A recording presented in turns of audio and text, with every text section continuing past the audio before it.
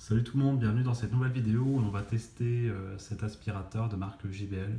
Enfin, ce sera pas vraiment un test, ce sera plus un retour d'expérience vis-à-vis de moi parce que ce produit-là, je l'ai acheté il y a environ 3 mois et je n'avais pas fait de vidéo par manque de temps et d'envie vis-à-vis de ce produit. Mais néanmoins, vu que mon retour était plutôt positif, je me suis dit pourquoi pas faire une petite vidéo pour vous expliquer un peu le fonctionnement et si il répondrait éventuellement à l'un de vos besoins vis-à-vis de votre aquarium. Ce produit est disponible sur Amazon, je l'ai acheté sur Amazon et je vais vous mettre le lien en description si vous êtes intéressé. Donc je ne vais pas vous le déballer car il est déjà présent dans mon aquarium. Néanmoins, si on revient un peu sur la boîte du produit, il indique que c'est adaptable d'un 60 à 600 litres et d'une surface de façade de votre aquarium de 60 à 150 cm. Je ne sais pas si c'est vrai ou c'est faux, je pense que c'est vrai, on peut faire confiance à JBL. Là sur le côté, une petite notice explicative qui va être beaucoup plus claire que mes explications à moi.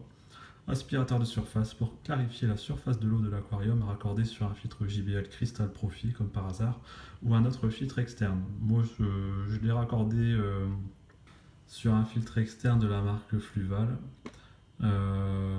Pratique, cet aspirateur élimine de manière autonome les dépôts et les corps étrangers à la surface de l'eau, comme le voile mycodermique, les résidus végétaux, etc. Il améliore l'absorption de l'oxygène à travers la surface. La hauteur du peigne a été optimisée afin d'adapter automatiquement au niveau de l'eau. Ça, c'est pas faux, ça fonctionne très bien. La répartition de la puissance d'aspiration entre la surface et le fond est réglable en continu. Barre de régulation amovible. Exactement. Je vais vous montrer ça après, ça fonctionne très bien. Discret, forme polygonale, élégante, s'adapte discrètement à tous les types d'aquarium. Ouais, pourquoi pas. Derrière, vous avez un schéma qui vous montre comment raccorder euh, cet aspirateur de surface à votre filtre externe. C'est assez clair, hein. Il fonctionne par ventouse en fait. Vous avez des ventouses derrière cet aspirateur de surface qui d'ailleurs accroche très bien, hein. Franchement, je crois que moi il doit y en avoir 6 et franchement c'est largement suffisant. Ensuite vous voyez aussi qu'il y a différents raccords, enfin différentes dimensions de raccords vis-à-vis des dimensions de vos tuyaux jusqu'à l'entrée de votre filtre externe. Donc en soi ça s'adapte très facilement. Et ensuite, vous avez une partie en plus qui permet de rallonger un peu votre aspirateur de surface pour les grands aquariums qui ont une hauteur un peu plus conséquente. Ensuite, vous avez cette fameuse réglette rouge qui permet d'adapter l'aspiration de votre aspirateur de surface. Soit il aspirera en surface au maximum comme sur le schéma de droite. Et si vous vous amusez à tourner plus sur la droite, cela va aspirer plus au milieu. Nous voilà face à mon aquarium. C'est un modèle Osaka 320 litres. Il fait une hauteur de 62 cm et en surface de nage en façade 1 mètre. Comme vous pouvez le voir, l'aspirateur de surface est à gauche et ça s'intègre plutôt bien, ça prend pas tellement de place. Je vais vous montrer ça. Donc voilà, l'aspirateur en question. Là par exemple je l'ai réglé pour qu'il aspire le maximum en surface, donc vraiment tout en haut. Comme on peut le voir par exemple, attendez, ça met comme ça. On voit par exemple que les petits déchets, enfin là quand même c'est des gros déchets, c'est des morceaux de branches que j'ai volontairement repoussés par ici alors qu'ils étaient présents vraiment à l'entrée du genre de peigne là. Et comme vous pouvez le voir, ça se rapproche tout doucement. Mais en fait, le but de cet aspirateur-là, c'est pas vraiment d'attirer ce genre de déchets-là, car entre nous, franchement, ramasser quelque chose comme ça, j'ai pas besoin d'un aspirateur pour me dire attention, ça va gêner, il faut que tu le ramasses. Je le ramasse directement ou est-ce que c'est gênant? Mais par exemple, ça peut vraiment être utile pour si vous avez une eau qui ressemble un peu à du produit vaisselle en surface, comme l'explique très bien sur la boîte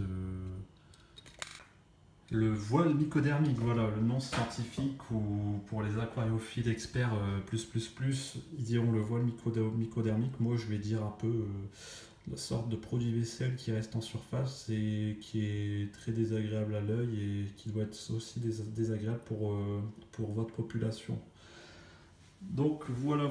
Là, j'ai pas vraiment d'exemple à vous montrer d'un aquarium qui était vraiment sale en surface et qui, grâce à cet appareil, est démuni de tout déchet. Néanmoins, là, vous pouvez le constater, en surface, il n'y a vraiment rien du tout, quoi. Il n'y a pas de voile, il n'y a rien qui reste en fait de manière résiduelle. J'ai rien du tout, quoi. Donc voilà, je vais vous montrer un petit exemple. Je vais prendre des aliments verts de chez JBL. On peut comparer ça à des petits déchets qui restent en surface. J'espère que les poissons ne vont pas sauter dessus tout de suite. Mais regardez. Par exemple là, je viens de les mettre. Et ça va tout doucement se diriger de manière passive vers l'aspirateur. Je vais couper la vidéo et je vais vous montrer par la suite le résultat. Bon, chose qui était prévue, ils ont quasiment tout mangé. Mais regardez comme on voit, si vous réussissez à voir comme il faut, les petits déchets qu'il y a là, et ben, ils vont de manière passive grâce à l'aspiration de l'aspirateur de surface. Hop. Voilà, ça passe à l'intérieur.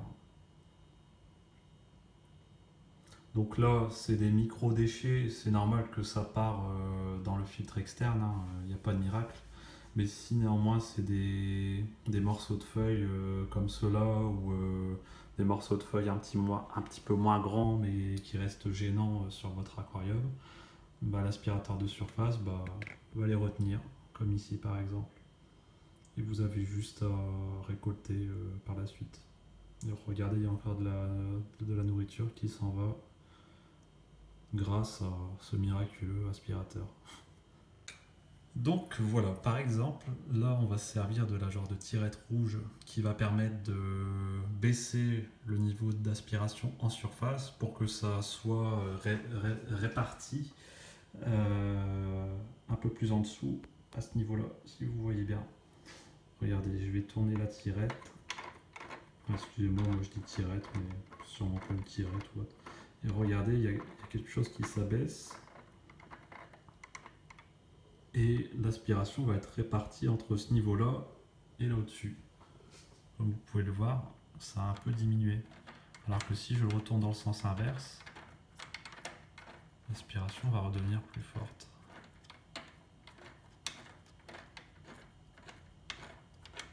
Voilà, comme ceci. Donc moi personnellement, je fais un genre de 50-50, sauf que quand c'est un peu plus critique en surface, bah, je le remets à 100%, mais c'est assez rare là. Là franchement, je l'avais mis à fond pour faire la vidéo, mais sinon, j'ai pas eu de besoin particulier. Donc voilà, pour conclure un peu sur ce test ou ce retour d'expérience, moi je l'ai depuis 3 mois, j'en suis satisfait. Pour 20 €, c'est pas la mer à boire, enfin c'est tout le temps un budget dans l'aquariophilie, mais je trouve que pour 20 € ça remplit bien sa fonction. On a un produit de la marque JBL pour ce prix-là, c'est plutôt correct. C'est un aspirateur qui fait son travail, enfin par rapport aux caractéristiques données sur l'emballage et au retour d'expérience que j'ai pu voir sur des forums ou autres, ça fonctionne bien. Les points négatifs, moi je vais en donner qu'un seul, c'est à ce niveau-là, au niveau du raccord que vous avez ici. J'aurais bien voulu qu'il soit légèrement plus haut parce qu'en fait ça s'adapte, hein, c'est par crantage. Si vous souhaitez le mettre plus haut, ça va s'enfoncer tout seul, ainsi de suite. Sauf que là, le mien par exemple, entre son niveau d'immersion et ma hauteur de mon aquarium, il y a vraiment une sacrée hauteur.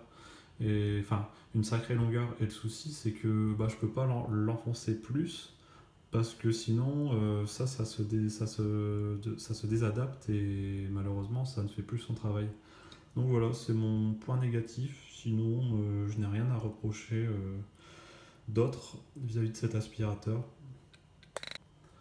Restez connectés sur ma chaîne, n'hésitez pas à vous abonner si ce test vous a été utile ou vous a intéressé, hein, ou même les deux, ce serait l'idéal. Et abonnez-vous si ça vous intéresse. Je ferai un prochain test bientôt. C'est sur une mallette JBL Combi 7. C'est une mallette très efficace pour les gens qui ont un aquarium planté et qui a quand même une taille correcte et dont les bandelettes ne vous suffisent plus. Vous souhaitez avoir quelque chose d'un peu plus poussé, c'est ce produit-là. Je vous ferai un test prochainement. Sur ce, je vous souhaite une bonne soirée et à la prochaine.